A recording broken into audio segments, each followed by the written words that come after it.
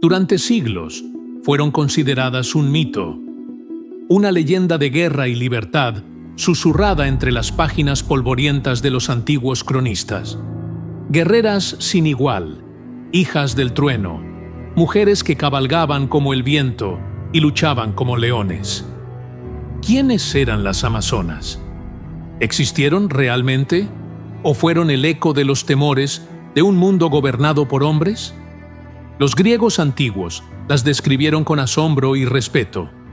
Heródoto, el padre de la historia, aseguraba que vivían cerca del Mar Negro, en las llanuras salvajes de Escitia. Para ellos, eran un pueblo de mujeres guerreras que rechazaban la vida doméstica y preferían la batalla a la sumisión. Cortaban sus pechos para tensar mejor el arco, decían, y juraban no tomar esposo, salvo para concebir nuevos guerreros. Pero, ¿qué hay de cierto en todo esto? Durante mucho tiempo, se creyó que las amazonas eran solo un símbolo, el arquetipo de la mujer indomable, una figura para ser temida y admirada. Sin embargo, los descubrimientos arqueológicos recientes han arrojado nueva luz sobre esta historia. En las tumbas Kurgán del actual Kazajistán y Ucrania, los arqueólogos han encontrado restos de mujeres enterradas con armaduras, flechas y caballos. Algunas tenían marcas de guerra en los huesos, y muchas fueron sepultadas con el mismo honor que los guerreros varones. Se trataba de las sármatas, un pueblo nómada feroz y profundamente igualitario. Las mujeres de esta cultura montaban a caballo desde niñas y sabían blandir la espada mejor que muchos hombres. ¿Podrían haber sido ellas las verdaderas amazonas? Los cronistas griegos las conocieron, combatieron contra ellas, y así nació el mito. Un mito que cruzó los siglos, adaptándose, reapareciendo en culturas lejanas, desde el Amazonas sudamericano, nombrado así por exploradores españoles que juraron haber visto mujeres guerreras en la selva, hasta los cómics del siglo XX. Las amazonas, mitad leyenda, mitad verdad. Un pueblo de mujeres que desafiaron las reglas de su tiempo y dejaron una huella imborrable en la memoria del mundo.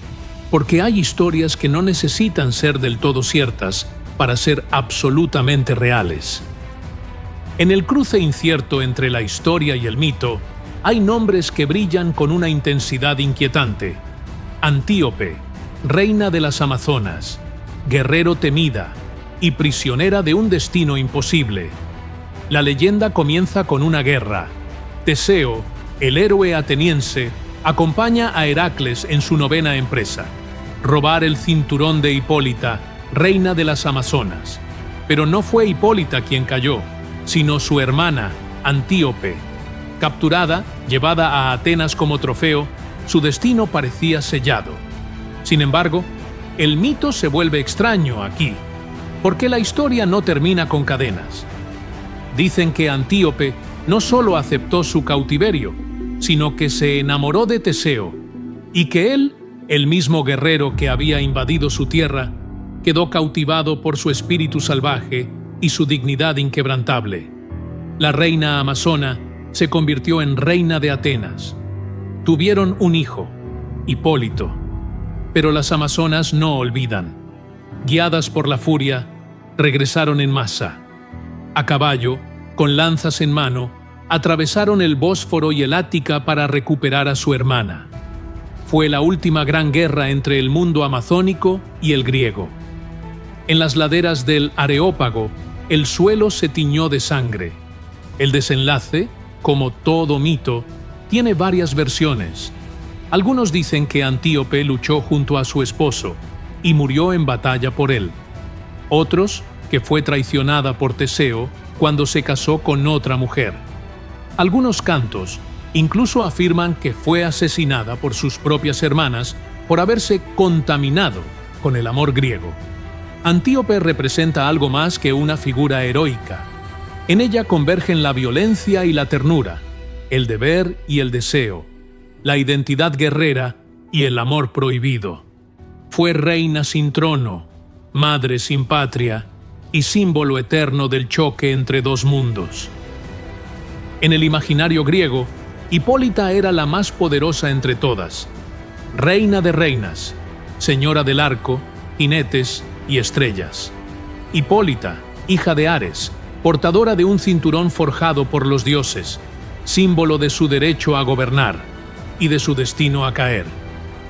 El cinturón de Hipólita no era un simple adorno, era un regalo de Ares, dios de la guerra, a su hija predilecta. Con él, Hipólita ejercía su poder sobre las tribus amazonas, manteniéndolas unidas en la llanura, el bosque y el río. Era emblema de liderazgo, sí, pero también de equilibrio. Quien lo poseía no solo tenía fuerza, tenía respeto. Pero lejos, en el mundo heleno, una voz clamaba por ese objeto sagrado. Heracles, el semidios hijo de Zeus, había sido enviado por Euristeo en su novena labor, obtener el cinturón de Hipólita para ofrecérselo a la hija del rey. ¿Un encargo más? O eso parecía. Aquí, las versiones se contradicen. Unos dicen que Hipólita salió a su encuentro sin miedo, dispuesta a concederle el cinturón por respeto o incluso admiración. Otros, que fue engañada, seducida o traicionada. Pero todas coinciden en lo mismo. Algo salió mal. Hera, enemiga eterna de Heracles, disfrazada de amazona, sembró la sospecha entre las guerreras. El forastero venía a capturar a su reina. El caos estalló como trueno entre nubes secas. Lanzas volaron, sangre corrió, y Hipólita cayó. Así fue como el símbolo de unidad se convirtió en trofeo. El poder de una reina, robado para cumplir el deseo de un rey que ni siquiera luchó por él. El cinturón de Hipólita terminó en manos ajenas, pero su historia nunca dejó de arder. Hipólita murió como vivió, con el corazón en pie. En cada relato que pronuncia su nombre, en cada estatua, en cada crónica que la evoca, sigue siendo reina. No por el oro que portaba, sino por la dignidad con que cayó. En la última luz de una ciudad condenada, llegó cabalgando la muerte, pero con rostro de justicia. Pentesilea, hija de Ares, reina amazona, última esperanza de Troya. No vino por gloria, sino por redención. Era el fin. Troya ardía, saqueada por una década de guerra, con sus héroes muertos o caídos en desesperanza. Y cuando ya no había aliados que llamar, cuando el mar parecía volverse contra ellos, llegaron ellas, las amazonas. Pentesilea no vino a luchar por poder. Había matado, por accidente, a su hermana Hipólita. Cegada en un torneo ritual, abatida por la culpa, buscó la única muerte que pudiera redimirla, una muerte digna en el campo de batalla. No como criminal, sino como heroína. Y luchó. Como un relámpago cruzando el campo troyano, Pentesilea abatió soldados, aplastó falanges, hizo temblar a los invasores. Su lanza era veloz, su escudo inquebrantable. Nadie la detuvo, hasta que apareció él, Aquiles.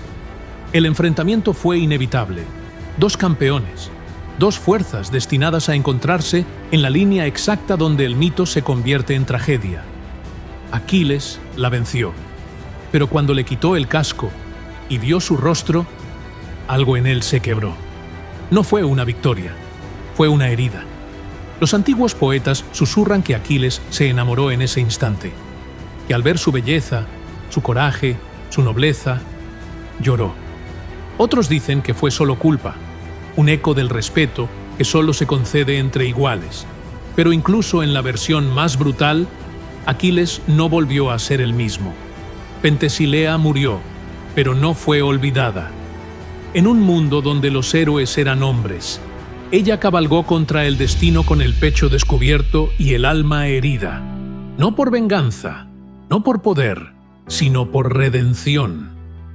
Mucho después de que Troya ardiera y las amazonas de Grecia se convirtieran en leyenda, en otro continente, en otro mundo, surgió un eco inquietante. En el corazón verde de Sudamérica, los conquistadores escucharon un rumor. Mujeres guerreras vivían en lo más profundo de la selva, indomables, letales, reales. Francisco de Orellana, teniente de Pizarro y uno de los primeros europeos en adentrarse en las entrañas de la selva amazónica, descendía el río Napo buscando El Dorado. Pero lo que encontró fue algo más inesperado y más inquietante. En un punto del viaje, su expedición fue atacada por un grupo organizado de arqueros nativos. Pero no eran hombres, eran mujeres, altas, ágiles, expertas con el arco, vestidas con pinturas de guerra. Según los cronistas que acompañaban a Orellana, ellas lideraban la batalla. Eran jefas, capitanas y comandaban el respeto de sus hombres. Orellana no dudó, recordó las historias clásicas y nombró aquel vasto y colosal río en su honor. El río de las Amazonas. ¿Eran realmente guerreras como las del mito griego? ¿O fue el resultado de la fascinación europea por los relatos clásicos proyectados sobre lo desconocido? Lo cierto es que sí existían sociedades matrilineales en las selvas de Sudamérica.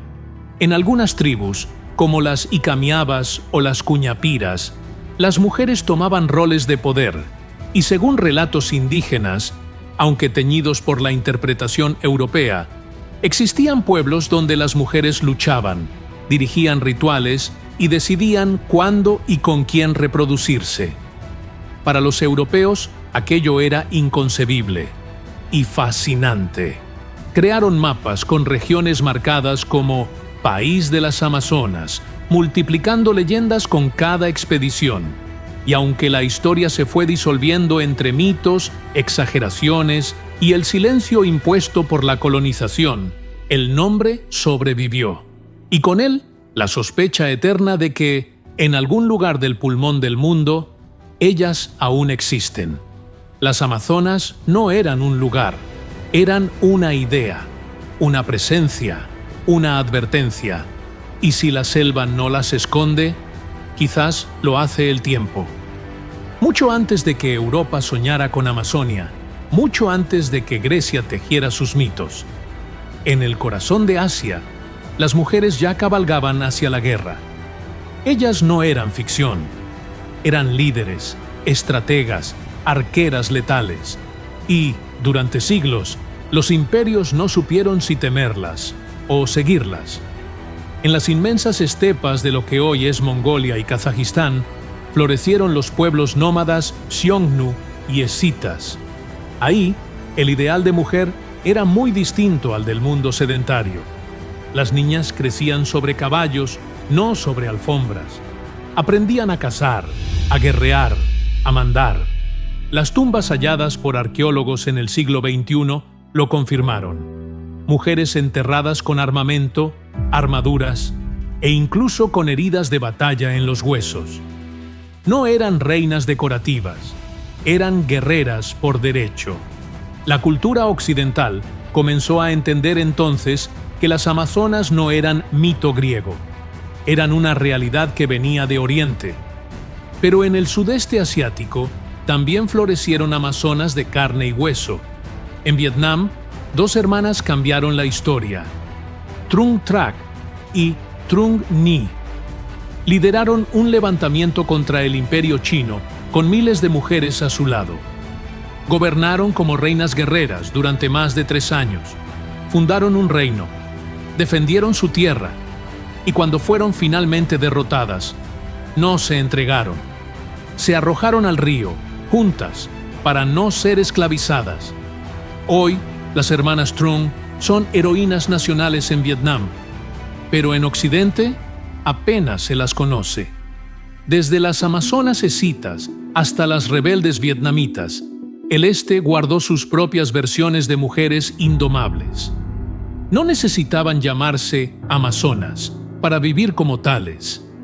Tal vez las amazonas no eran un mito compartido, sino una verdad repetida, un patrón humano que el mundo civilizado prefirió olvidar, pero que la historia sigue desenterrando, hueso por hueso. Fueron mito, fueron historia, fueron advertencia, y aún hoy caminan entre nosotros, aunque ya no porten lanzas ni cabalguen a la guerra. Las amazonas no desaparecieron, cambiaron de forma. En la antigüedad, su sola existencia desafiaba las estructuras de poder. Eran mujeres que no pedían permiso, que gobernaban, luchaban, elegían a sus parejas o las rechazaban. Para los griegos eran una amenaza, para los conquistadores una anomalía, para el tiempo un misterio recurrente, y sin embargo no pudieron borrarlas. Las amazonas regresaron, en viñetas, en pantallas, en metáforas. Wonder Woman, nacida en medio de la Segunda Guerra Mundial, no fue solo una superheroína, fue un eco moderno del mito, una respuesta al mundo que seguía temiendo a las mujeres poderosas. Pero más allá de la ficción, el espíritu amazona vive en cada acto de resistencia, en cada ruptura del molde, en cada mujer que decide que su lugar no será dictado por otros. Ellas ya no luchan solo con arcos, luchan con ideas, con leyes, con arte, con coraje cotidiano. Y aunque no usen armaduras ni cinturones dorados, cada una de ellas porta una herencia invisible, una fuerza que se transmite no por sangre, sino por voluntad. Las amazonas fueron un espejo que la historia temió mirar. Pero el reflejo nunca desapareció. Solo esperó a que el mundo estuviera listo para verlo de frente.